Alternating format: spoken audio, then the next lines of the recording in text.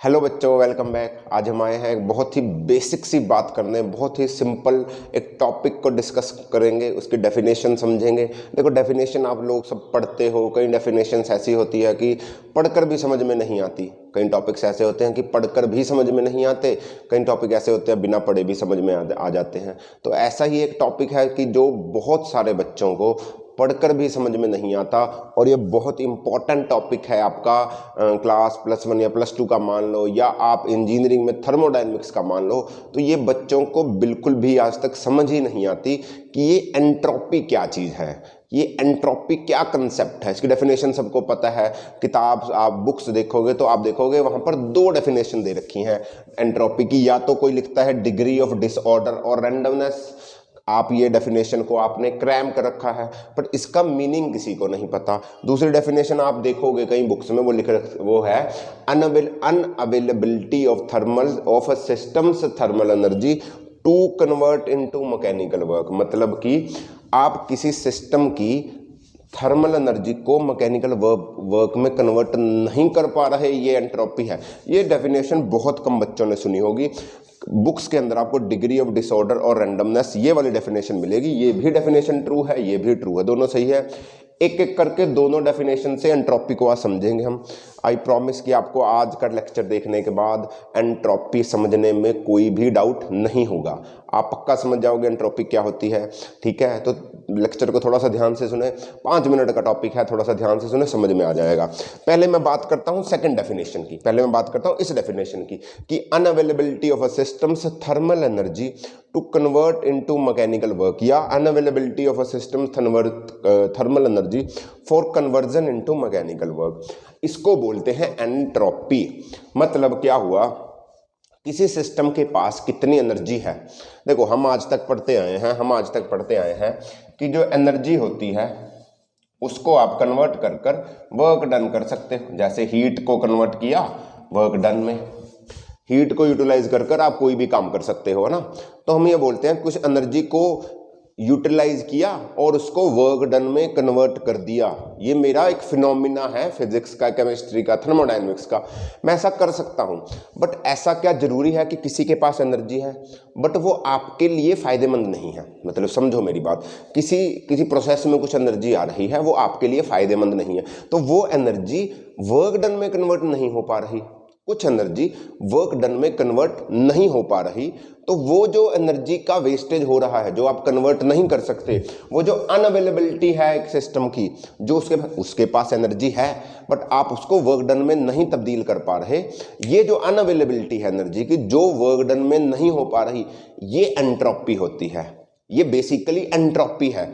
ज्यादा वेस्टेज, मतलब एनर्जी तो है, वेस्टेज छोड़ो, देखो एनर्जी तो है आपके पास बट आप उसको कन्वर्ट नहीं कर पाते। सिंपल सी एग्जांपल लेता हूं, देखो मैं आपको कुछ समझा रहा हूं या टीचर आपको कुछ भी समझाता है, वो बोल रहा है, आप सुन रहे हो, तो क्या आपने सारे का सारा लेक्चर जो सुना वो 100% अपने दिमाग में डाल लिया? नहीं डाला। मतलब सारी बातें सुनकर कल को पेपर ले लूं मैं, कल को एग्जाम ले लूं, तो क्या वो सारी की सारी बातें आप दोबारा लिख दोगे? नहीं लिख पाओगे। तो आपको उस एनर्जी को, जो मैंने नॉलेज या इंफॉर्मेशन दी, उसको वर्क डन मतलब एग्जाम में नहीं लिख पा रहे। अनअवेलेबिलिटी होगी ना, कुछ बातें याद आई, कुछ भूल गए, कुछ गलत लिखा है, तो ये अनअवेलेबल, जो एनर्जी मैंने तुम्हें फीड करी, मैंने तुम्हें एनर्जी दी, सारा क्रैमिंग ये बोला कि ऐसा ऐसा है, ये हो रहा है, वो हो रहा है, तो सारी बातें थोड़ी तुम्हें याद रहेंगी, कुछ भूल जाओगे, कुछ याद नहीं आएंगी, कुछ टाइम पे याद नहीं आएंगी, कुछ तुम्हें समझ में नहीं आएंगी, ठीक है, कुछ मैं समझा नहीं पाऊंगा। तो ये सारी बातें मतलब अनअवेलेबिलिटी होगी ना एनर्जी की। कुछ एनर्जी वर्क डन में कन्वर्ट नहीं हो पाई, सारी की सारी थोड़ी वर्क डन में कर दोगे, 100% एफिशिएंसी नहीं होती। कुछ कर सकते हो, कुछ नहीं कर सकते, कुछ नहीं कर पाए वर्क डन में, वो जो वेस्टेज हुई ना, वेस्टेज भी नहीं हुई यार, वो कन्वर्ट ही नहीं हो पाई, समझो इस बात को, वो होती है आपकी एंट्रोपी, वो होती है आपकी एंट्रोपी।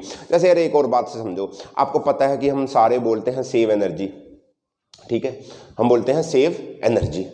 फिर आपको पता है law of conservation of energy, कि एनर्जी ना तो पैदा हो सकती है ना ही एनर्जी मरती है, आत्मा की तरह आत्मा ना पैदा हो सकती ना मरती है। गीता सार बहुत ही इंपॉर्टेंट, सबने पढ़ा होगा। तो energy can neither be created nor be destroyed. फिर हम बोलते हैं सेव एनर्जी। अरे यार, जो एनर्जी ना तो पैदा हो पाई ना तो क्रिएट कर पाए जिस एनर्जी को, ना ही जिस एनर्जी को हम मार सकते हो, ना ही हम उसको डिस्ट्रॉय कर सकते हैं, तो उसको सेव क्यों करना यार? समझो मेरी बात। उस एनर्जी को सेव करने का क्या मकसद हुआ? जो है ही नहीं, जो क्रिएट ही नहीं हुई, जो डिस्ट्रॉय ही नहीं हो, क्रिएट हो नहीं सकती, डिस्ट्रॉय हो नहीं सकती, तो सेव क्यों करें? सेव तो है ही ना वो ऑटोमेटिकली। तो क्यों बात कर रहे हैं उसको सेव करने की? उसको सेव करने की इसलिए बात कर रहे हैं क्योंकि जो एनर्जी मैंने कन्वर्ट करी है वो तो लिमिटेड है। एनर्जी तो बहुत सारी है यूनिवर्स में, यूनिवर्स में एनर्जी तो अनलिमिटेड है, बट आपकी यूजफुल एनर्जी है वो थोड़ी सी है। मतलब जिसको आप कन्वर्ट कर कर अपने यूजफुल वर्क डन में कन्वर्ट कर सकते हो वो थोड़ी है।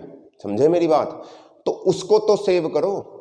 आई नो उसको पैदा नहीं किया जा सकता, मारा नहीं जा सकता, बट ये जो अनअवेलेबिलिटी है यूनिवर्स में, मान लो यूनिवर्स में 100 जूल एनर्जी है, ऐसे एग्जांपल दे रहा हूं, 100 जूल में से आपके फायदे की सिर्फ 1 जूल एनर्जी है, बाकी 99 जूल एनर्जी आप यूटिलाइज ही नहीं कर सकते वर्क डन करने में। ये आपकी एंट्रोपी रही, इसको बोलते हैं एंट्रोपी, जो मैकेनिकल वर्क डन करने में काम में नहीं आ सकती। एनर्जी तो है बट हम काम में नहीं लेके आ सकते, तो उस सिस्टम की एंट्रोपी हाई हुई। किसी सिस्टम से आपको वर्क डन करवाना है, उसके पास एनर्जी है बट उसकी एनर्जी से वर्क डन नहीं करवा पा रहे। आपने किसी बच्चे को, मैं किसी बच्चे को पढ़ा रहा हूँ, है ना, मैं पढ़ा रहा हूँ बट मैं उसको समझा नहीं पा रहा, तो मेरी नॉलेज का क्या फायदा हुआ? तो ये एंट्रोपी हुई।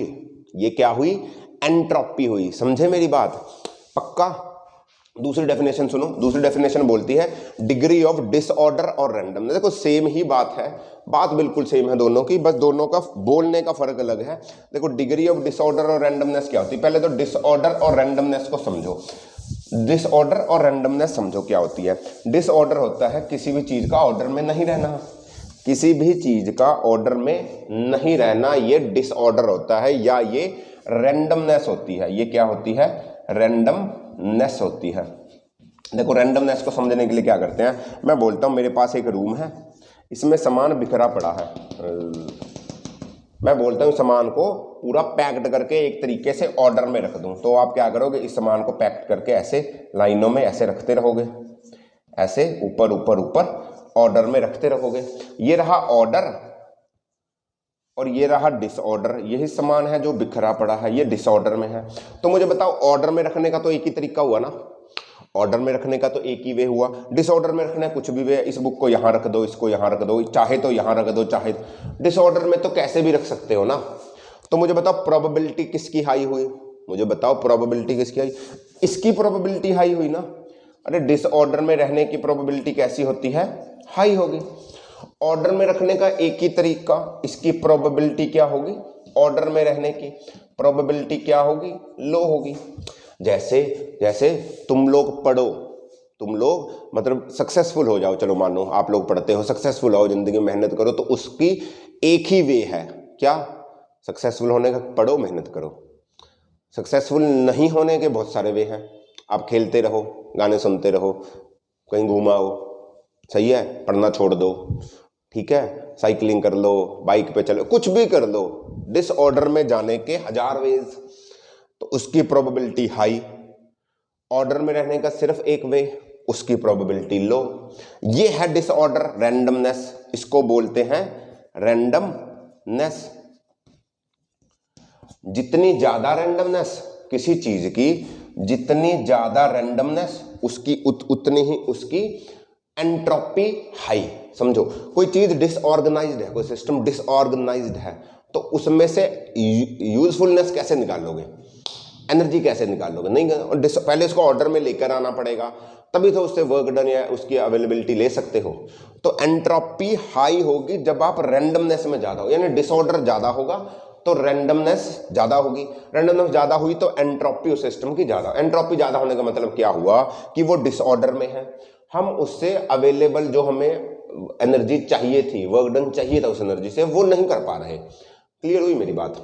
समझ में आ रही है ना बात रैंडमनेस की? रैंडमनेस अगर ज्यादा हुई, अगर रैंडमनेस ज्यादा हुई तो एंट्रोपी उसकी ज्यादा होगी, तो एंट्रोपी उसकी क्या होगी? ज्यादा होगी। समझे? समझे समझे। एक और एग्जांपल से समझाता हूँ, एक एग्जांपल समझो, समझ में आ जाएगा। मतलब उससे यूजफुल वर्क नहीं कर पा रहा, बात तो वहीं आती है यूजफुल। मान लो मेरे पास ये कंटेनर है, इसमें ए गैस है, इसमें बी गैस है, सही है। मैंने क्या किया, थोड़ी देर में यहाँ का जो होल था वो खोल दिया, तो अब क्या हो जाएगा, अब क्या हो जाएगा, यहाँ से अगर इसको खोल दिया मैंने तो इधर ए बी हो जाएगी, इधर ए बी हो जाएगी। ये प्रोसेस कैसा है, स्पॉन्टेनियस है। सर ये स्पॉन्टेनियस कहाँ से, स्पॉन्टेनियस प्रोसेस होता है जो अपने आप हो जाए, या उसको करने के लिए थोड़ा सा जोर लगाना पड़े, या थोड़ी सी कंडीशंस ऐसी कर दो कि वो अपने आप हो जाए। तो अब मैं बोल दूं कि अपने आप हो गया, अच्छा मैं बोलता हूं कि इसको दोबारा बंद कर दूं, इस दीवार को दोबारा बंद कर दूं, क्या ये अपने आप दोबारा ए और बी हो जाएंगे? नहीं, यहां से यहां आने में स्पॉन्टेनियस, यहां से यहां आने में स्पॉन्टेनियस है, पर दोबारा दीवार करने में अपने आप ए और बी नहीं होने वाले। इसकी स्पॉन्टेनिटी हाई है, पर इधर से स्पॉन्टेनिटी हाई नहीं है।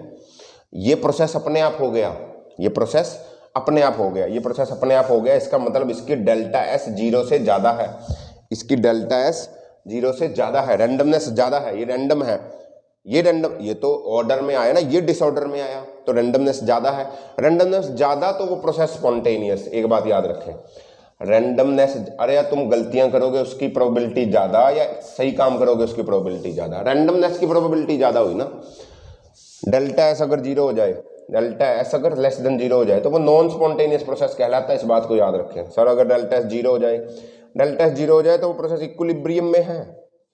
वो प्रोसेस क्या है, इक्विलिब्रियम में है, याद रखें। वो प्रोसेस क्या है, इक्विलिब्रियम में है, पक्की बात।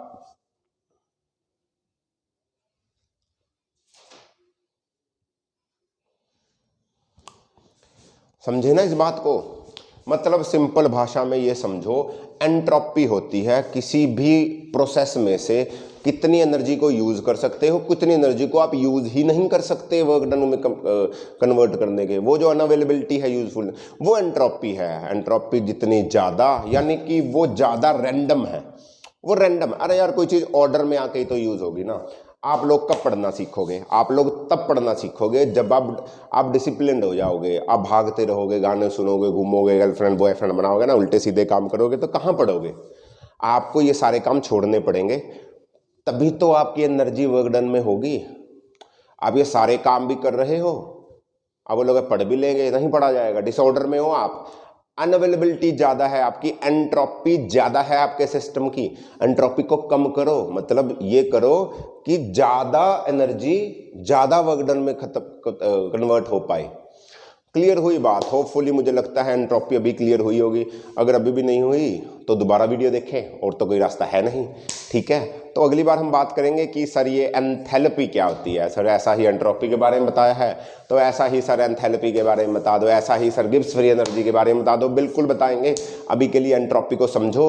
अगर अच्छी लगी वीडियो को, टॉपिक समझ में आया तो कमेंट करें और चैनल को सब्सक्राइब करें। मिलते हैं अगले टॉपिक में, तब तक पढ़ते रहें, एंजॉय करें, अपनी एंट्रोपी को कम करें, अपनी एंट्रोपी को कम करें, यूजफुल एनर्जी से वर्क डन बनाने की कैपेबिलिटी को ज़्यादा करें, तभी आप सक्सेसफुल हो पाओगे।